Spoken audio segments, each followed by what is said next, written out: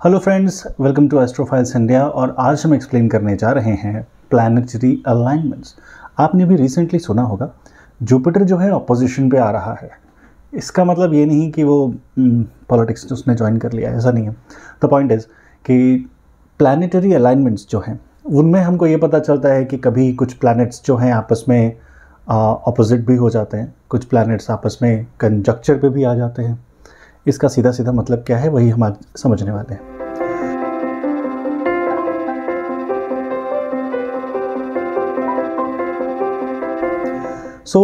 किस्से की शुरुआत होती है जब हमारा सोलर सिस्टम बना और वो कुछ ऐसे बना कि हमारे सारे प्लैनेट्स सन के साथ एक ही प्लेन पर बनते चले गए।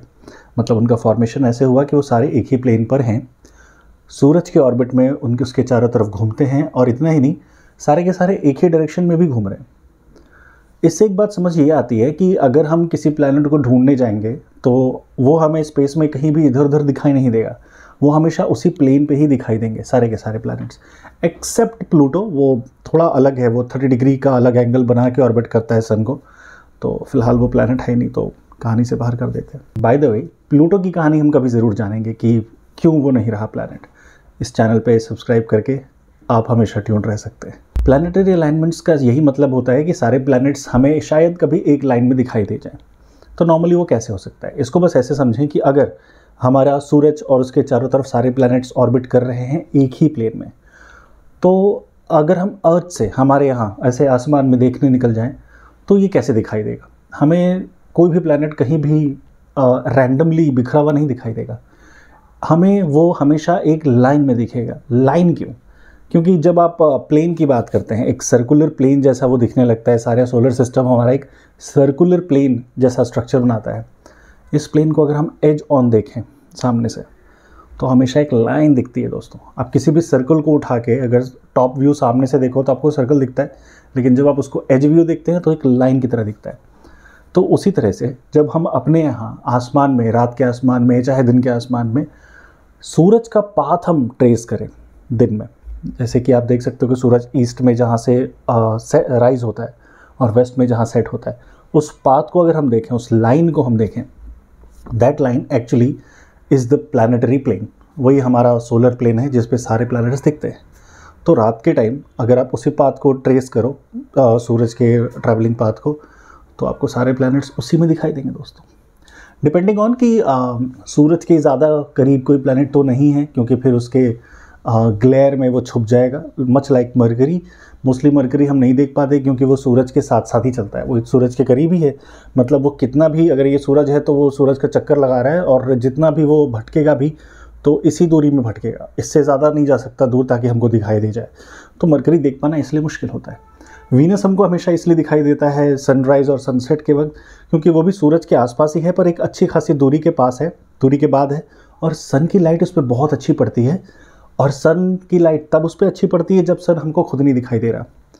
किसी भी चीज़ को स्पेस में देखने का सबसे बढ़िया तरीका है जब सन की लाइट उस पर पड़ रही हो पर सन हमें खुद ना दिखाई दे रहा हो, जैसा कि सनसेट और सनराइज़ में होता है।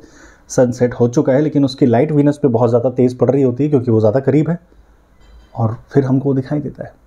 तो अभी वीनस तो आप रोज़ देख सकते हैं। मच लाइक ईज़िली अगर आप सुबह उठने के आदी नहीं हैं तो हर शाम वेस्ट की तरफ आप देखें हॉराइज़न से थोड़ा ऊपर, तो आपको वीनस दिखाई देगा। लेकिन आज की वीडियो हमारी जो है वो जुपिटर की अपोजिशन के बारे में है। तो आइए समझते हैं कि अपोजिशन क्या होता है, और इसके साथ ही एक और टर्म है कंजंक्शन। इन दोनों के बारे में थोड़ा जान लें। तो होता ये है कि इतिहास में पीछे जाने पे हमको समझ में आता है कि हमारा अर्थ एक टाइम पे हमारे लिए सेंटर हुआ करता था। तो जब ऐसा हुआ करता था तो अब आप खुद को अर्थ मान लें, तो अगर कोई प्लैनेट आपके एक साइड में हो और सूरज, जो खुद एक प्लैनेट माना जाता था उस वक्त, दूसरे साइड में हो, तो हम ये मानते हैं कि जब दो प्लैनेट्स हमारे अलग अलग हमारे अपोजिट दिशाओं में बैठे हों तो हम मान के चलते थे कि वो अपोजिशन है, राइट, दोनों हमारे अपोजिट ऐसा।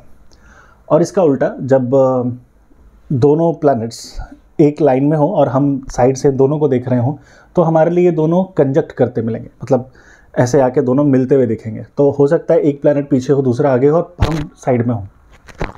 मोस्टली सन के साथ ऐसा हुआ करता है क्या होता था कि अगर सन सामने है और उसके पीछे कोई प्लैनेट है या उसके आगे कोई प्लैनेट है, तो हम कहते हैं कि ये हम तीनों कंजंक्शन में हैं। और इसका ऑपोजिट इज़ ऑपोजिशन। जब हम बीच में हो और हमारे पीछे सन हो और सामने प्लैनेट हो, तो हम इसको कहते हैं ऑपोजिशन। यही चीज़ होने जा रही है जुपिटर के साथ। बाय द वे, ये उस टाइम से चला आ रहा है और आज तक वैसा ही है। तो सन के अकॉर्डिंग ऑपोजिशन कंजंक्शन नहीं होते, अर्थ के अकॉर्डिंग होता है। और अभी जैसे मैंने आपको बताया, जुपिटर ऑपोजिशन में आ रहा है, विच मीन्स कि अर्थ, सन और जुपिटर ये तीनों एक लाइन में होंगे। Earth will be in the centre, in the middle of it, और एक तरफ सन और एक तरफ जुपिटर रहेगा।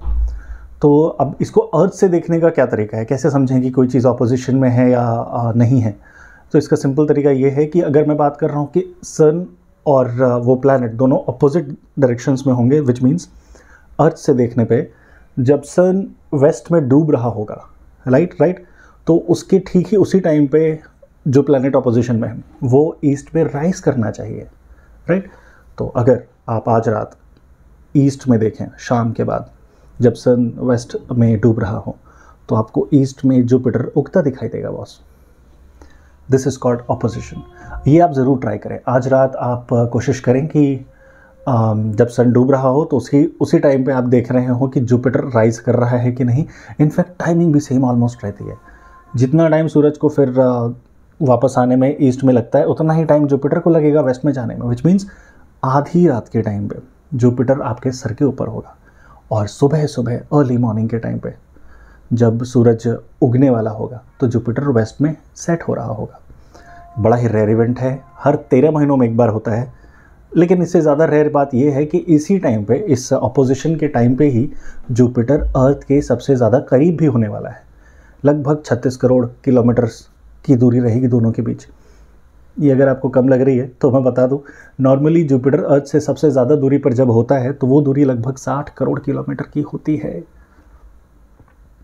विच is almost 4 times the distance of earth and sun. 15 crore kilometre लगभग अर्थ और सन आपस में दूर हैं।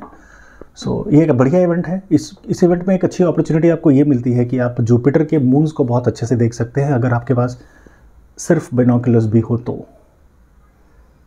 ध्यान रखिए, गैलीलियो ने 17वीं शताब्दी में उस समय के हार्डवेयर और इक्विपमेंट से गैलीलियन मून्स को देख लिया था। आप तो फिर भी अच्छे से देख सकते हैं, और नहीं तो कम से कम बढ़िया टेलीस्कोप है आपके पास तो आप जुपिटर के सारे बैंड्स, ग्रेट रेड स्पॉट और काफ़ी डिटेल में पूरे जुपिटर को आप स्टडी कर सकते हैं। This is the right time. That is 7 दिसंबर, जब ये सबसे ज़्यादा प्रोमिनेंट होगा, और उसके बाद भी रहेगा। इट डजंट मीन कि उसी दिन रहता है फिर वो गायब हो जाता है, ऐसा नहीं है। बट द थिंग इज़ कि अभी से आप तैयारी रखें इस चीज़ के लिए, और जिनके पास टेलीस्कोप या बाइनोकुलर नहीं भी हैं वो भी जुपिटर को बहुत अच्छे से देख सकते हैं। It would be like more और less one of the brightest things in the night sky. आप शाम के टाइम और 9-10 बजे के आसपास आप ईस्ट में ज़रूर देखिए, आपको जुपिटर दिखाई देगा। और ये रात भर रहने वाला है, तो आप रात के 12 बजे देखें तो बिल्कुल सर के ऊपर दिखेगा। बहुत ही मज़ा आता है इसको देखने में। It shines really very very bright, और it's a very overwhelming experience to watch it. So आज के वीडियो में फ़िलहाल हम इतनी ही बात करेंगे। आप मुझे बताएं, गैलीलियन मून्स आप नाम जानते हैं सबके? मुझे प्लीज़ कमेंट में बताएं कि उनके नाम क्या हैं। और नासा का एक नया मिशन आया हुआ है जो इनमें से किसी एक मून के ऊपर ही है। इसके बारे में और जानकारी चाहिए तो एस्ट्रोफाइल्स इंडिया के स्पेस न्यूज़ वाले सेक्शन में जाइए, वहाँ लेटेस्ट एक ब्लॉग आया हुआ है, चेक दैट आउट। चलिए मिलते हैं अगली वीडियो में, तब तक के लिए you know what to do, keep looking up.